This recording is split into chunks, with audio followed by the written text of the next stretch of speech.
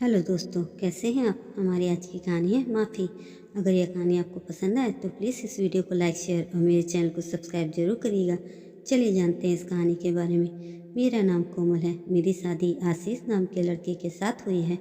हमारी शादी को लगभग 20 साल हो गए हैं। उस दौर में हमारी प्रेम कहानी बहुत मुश्किल दौर से गुजरी थी, लेकिन आज हम एक दूसरे के साथ बहुत खुश हैं। मेरी आशीष से पहली मुलाकात अपनी ही दीदी के साथ देवर की शादी में हुई थी। यहीं से हमारी दोस्ती शुरू हुई थी। जिया जी के दोस्त होने के नाते किसी न किसी काम से आशीष हमारे घर अक्सर आया करते थे। हमारी दोस्ती प्यार में कब बदल गई, इसका थोड़ा सा भी एहसास मुझे नहीं हुआ।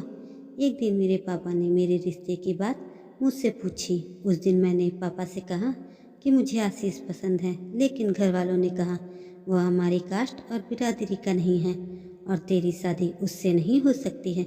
इस बात पर मैंने अपने परिवार से कहा कि जब वह इतने समय से हमारे घर पर आ रहे थे, तब आप उन्हें अपने बेटे जैसा प्यार क्यों दे रहे थे। अब मैं उन्हें चाहने लगी हूँ तो आपको हमारे बीच में कास्ट दिखाई दे रहा है। फिर मेरी माँ ने मुझसे कहा कि तू उसे भूल जा, क्योंकि उससे तेरी शादी नहीं हो सकती है। लेकिन मुझे अपने इन 6 सालों के प्यार को भूल पाना मुश्किल ही नहीं, नामुमकिन हो गया था।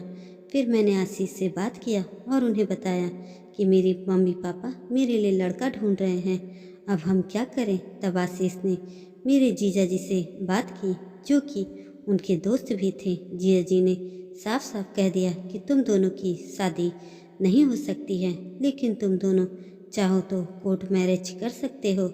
कुछ समय बाद मैं तुम्हारे घर वालों को भी मना लूँगा। लेकिन फिर भी मैंने ऐसा कदम नहीं उठाया और कोर्ट मैरिज नहीं की और 6 महीने तक अपने घर वालों को मनाने की कोशिश करती रही, लेकिन वो लोग हमारी बात को नहीं माने।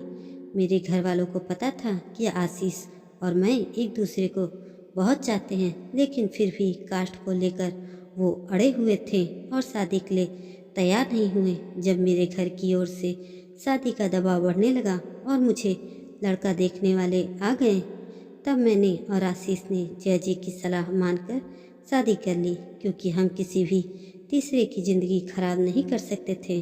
शादी के बाद जब मैं अपने ससुराल पहुंची तो उन्होंने भी हम दोनों को अपनाने से मना कर दिया और घर से निकाल दिया। तभी आशीष के एक दोस्त ने हमें अपने घर में जगह दी, लेकिन हम लोगों को किसी और के घर में ज़्यादा समय तक रहना सही नहीं लग रहा था। तब हम दोनों ने नौकरी ढूंढनी शुरू कर दी थी। थोड़ी दिक्कतें तो शुरू में आईं, लेकिन उसके बाद हमें नौकरी मिल गई। हमने किराए पर एक अपना मकान ले लिया। शुरुआती दिन में हम दोनों ने बहुत मुश्किलों से गुजारा किया था। कई बार तो हमारे पास खाने के भी पैसे नहीं हुआ करते थे, पर हमने कभी भी एक दूसरे से कोई शिकायत नहीं किया। हम सभी को यही दिखाना चाहते थे कि हमारा प्यार सच्चा है, दिक्कतों से टूटने वाला नहीं है और प्रेम विवाह भी कामयाब होते हैं। थोड़े समय बाद हमारी फाइनेंशियल कंडीशन भी ठीक होने लगी थी। कुछ समय बाद हमारी एक बेटी हुई। इसके बाद मेरे ससुराल वाले ने हमें वापस घर ले बुला लिया। अब 3 साल बाद मेरे घर एक दूसरे बच्चे का जन्म हुआ, लेकिन मेरे घर वालों ने मुझे आज तक नहीं अपनाया। मेरी शादी के 3 साल के पश्चात मेरे पापा की मौत हो गई थी और मेरे घर वालों को लगता था कि मैं उनकी मौत की जिम्मेदार हूँ, जिस कारण वह आज भी मुझे माफ़ नहीं कर पाए हैं। आज 20 साल की शादी के बाद मैं अपने 2 बच्चों और पति के साथ बहुत खुश हूँ।